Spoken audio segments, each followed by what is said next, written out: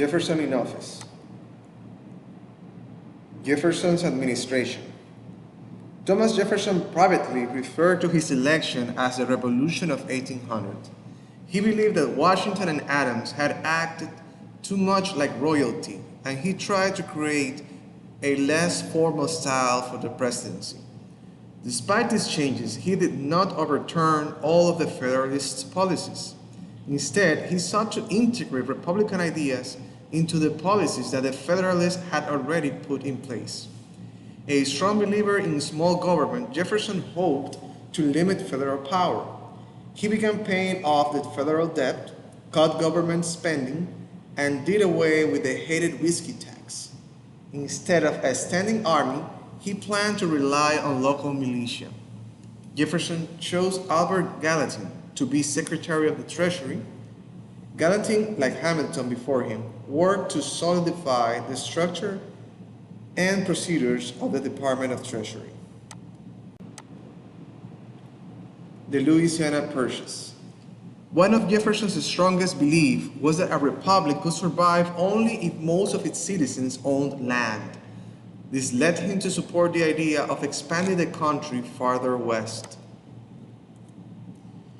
In 1800, French leader Napoleon Bonaparte convinced Spain to give Louisiana back to France in exchange for helping Spain take control of part of Italy. Napoleon's deal worried Jefferson because it gave France control of the lower Mississippi and the port of New Orleans. Jefferson ordered his ambassador to France to try to block the deal or gain concessions for the United States. By 1803, Napoleon had begun making plans to conquer Europe and was short on funds. He offered to sell all of the Louisiana territory as well as New Orleans to the United States. The ambassador immediately accepted. On April 30, 1803, the United States bought Louisiana from France for $11.25 million.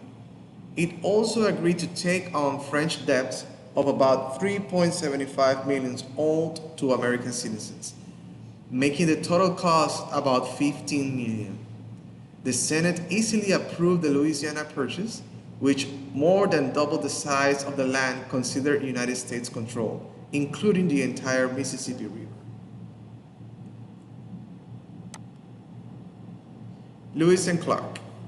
Jefferson chose Meriwether Lewis and William Clark to lead an expedition into the Louisiana Territory to find a route to the Pacific Ocean.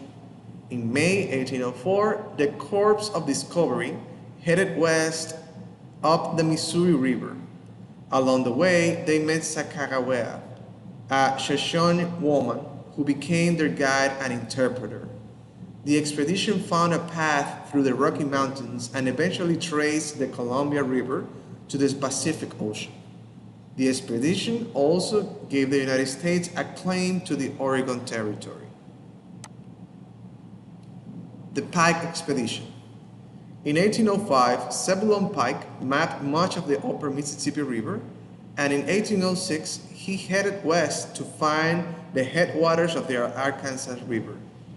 He traveled to Colorado, where he charted the mountain now known as Pikes Peak. His account of this trip gave Americans their first detailed descriptions of the Great Plains and the Rocky Mountains. The Essex Junto. The Louisiana Purchase alarmed New England Federalists. They worried about losing influence in national affairs through the addition of new states. A small group of Federalists, known as the Essex Junto, drafted a plan to remove New England from the Union. They persuaded Vice President Aaron Burr to run for governor of New York in 1804. During the campaign, Alexander Hamilton called Burr a dangerous man and one who ought not to be trusted with the reins of government. Offended, Burr challenged him to a duel. When the two met, Burr shot and killed Hamilton. Burr was later accused of plotting to create his own country in the West. He was charged with treason but acquitted.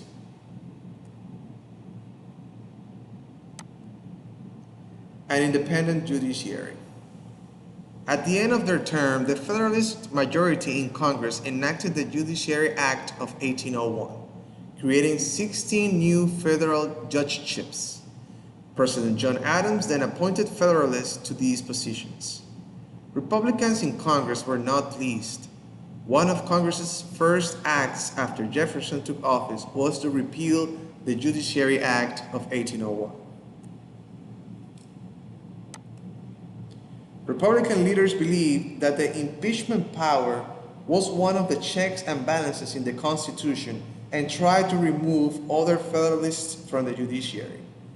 Congress could impeach and remove judges for arbitrary or unfair decisions, not just for criminal behavior. In 1804, the House impeached Supreme Court Justice Samuel Chase. The Senate, however, refused to convict him. Many senators did not think he was guilty of any misdeeds that would justify his removal according to the Constitution. The impeachment of Justice Chase established that judges could be removed only for criminal behavior, not simply because Congress disagreed with their decisions. The most important judicial appointment President Adams had made before leaving office was the choice of John Marshall as Chief Justice of the United States. He was more responsible than any other justice for making the Supreme Court into a powerful, independent branch of the federal government. Marshall increased the power of the Supreme Court in 1803 with a decision in Marbury versus Madison. In this case, the Supreme Court ruled part of the Judiciary Act of 1789 to be unconstitutional. The decision marked the first time the Supreme Court asserted the power of judicial review. Although the Supreme Court would not strike down another federal law until the case of Dred Scott versus Sanford 54 years later, the power to do so had been established.